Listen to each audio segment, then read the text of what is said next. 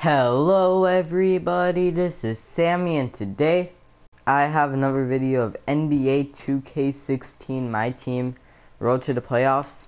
Today I'm going to be playing Game 2 in the 8th seed with my Road to the Playoffs team. And I made a couple changes to the starting lineup. I got rid of Brian Scalabrine because really he's too overpriced, so I just sold him and I replaced him with Adrian Payne, who's pretty good. And then I replaced Seth Curry with Spencer Dinwiddie because Curry hasn't been playing well, and I have experience with Spencer Dinwiddie. He plays really well in this for a bronze player. So let's start. Okay, so the silver player for my opponent is Anderson Varejao, but he's nothing on Boban. Okay, let's start this game.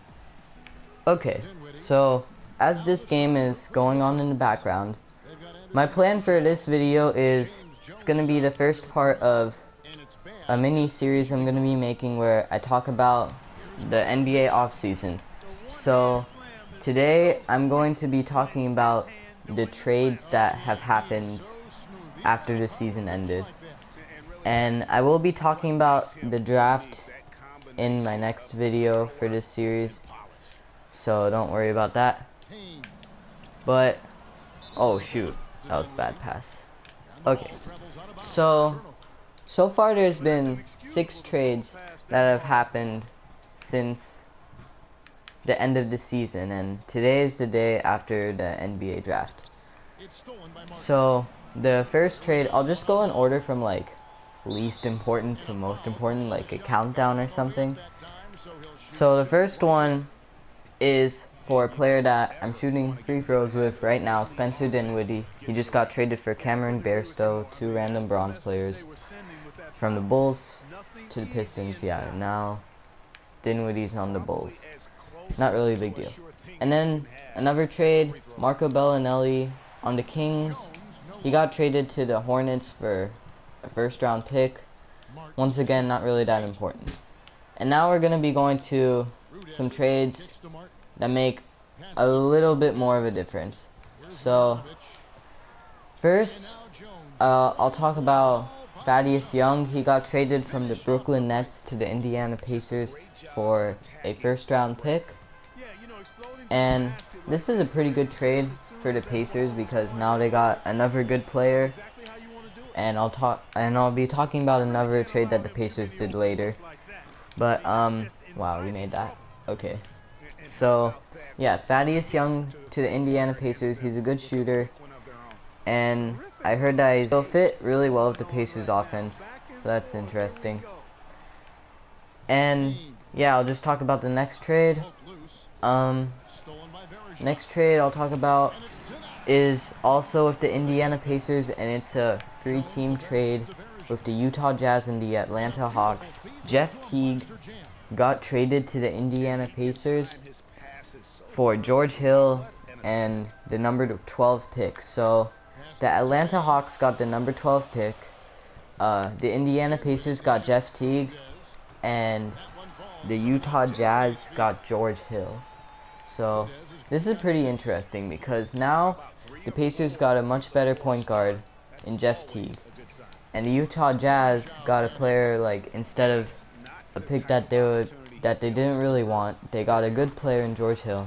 And the Atlanta Hawks, they finally got rid of Jeff Teague, which is what they wanted, and now they can start Dennis Schroeder, put him in the starting lineup, and they get a good pick.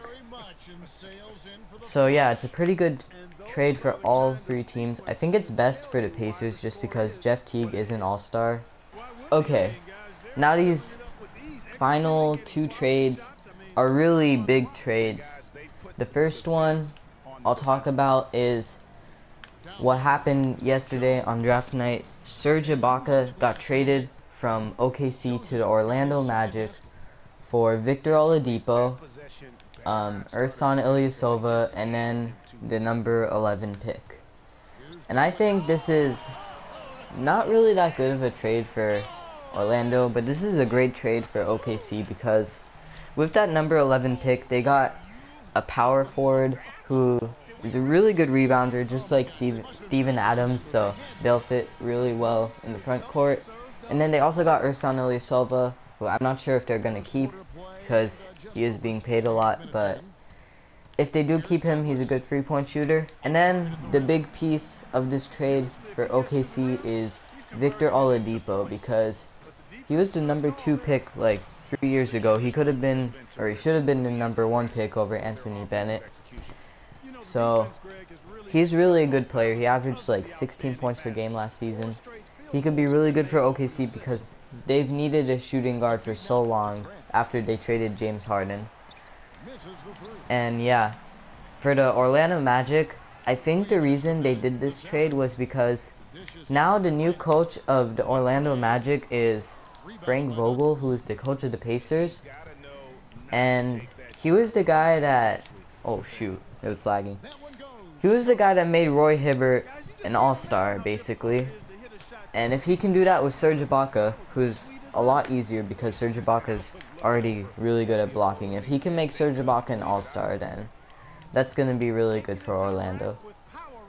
So now let's talk about the final trade, and this is probably biggest trade of the offseason so far. Derrick Rose got traded from the Chicago Bulls to the New York Knicks. The MVP Derrick Rose got traded. Like, he was everything for Chicago and their fans. Like, they loved him so much, and he just got traded because he hasn't been playing well. And I understand why the Bulls would do this, because Jimmy Butler without Derrick Rose playing is amazing. So they want to rebuild around Jimmy Butler.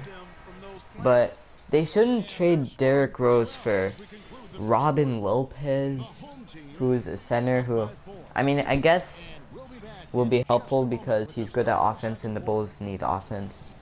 And then Jose Calderon, who's trash.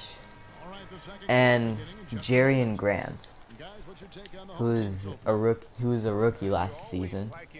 I don't really know much about him. But this is really interesting for the Knicks, because if Derrick Rose can just play, not at MVP level, I don't expect that, but if he can play at an all-star level, then the Knicks, I really think, are going to make the playoffs, because now they're going to have Derrick Rose, Carmelo Anthony, and Kristaps Porzingis, who's going to be better now. And also, they have a lot of cap space. They could maybe sign someone like Joakim Noah as a free agent, and that would make them really good, like a good playoff team. So it's going to be interesting to see the Knicks next year. And for the Bulls, I think they're just rebuilding. They know Derrick Rose is not who they need anymore. Jimmy Butler is, and maybe they can get some better free agents around Jimmy Butler. I don't know what they're gonna do. But yeah, that's pretty much it. I'll talk about the NBA draft in the next video. I'm just gonna finish this game. My opponent just rage quit. I was winning by like 20 points before halftime. So yeah, that's pretty much it for this video. I hope you guys enjoyed. Please leave a like if you want me to talk about the NBA more in the future. I hope you guys enjoyed. If you did, please leave a like and subscribe if you're new. So yeah, that's it for this video. Bye.